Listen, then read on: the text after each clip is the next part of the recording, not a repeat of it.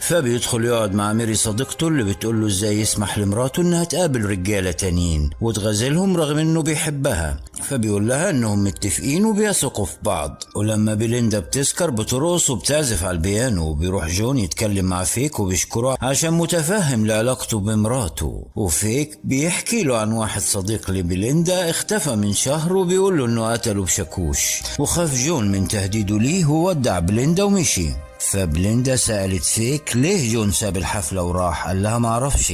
ورجعوا البيت ودفع فلوس للمربية ومشي. وبعدها دخل الأوضة يعمل مساج لبليندا وبتطلب منه يروح ينام في أوضة تانية زي كل ليلة. تاني يوم إشاعة عن قصة قتل فيك لمورتن بتنتشر في الحي، لكنه بينكر ده وبيقول إنه كان بيهزر وما كانش يقصد يخوف جون. ولما بتوصل أخبار لبليندا بتتعصب على جوزها عشان هدده وهو عاوز ينقل من المنطقة ويبعد عنها، وبتقول له إنها عزمته على العشاء عندهم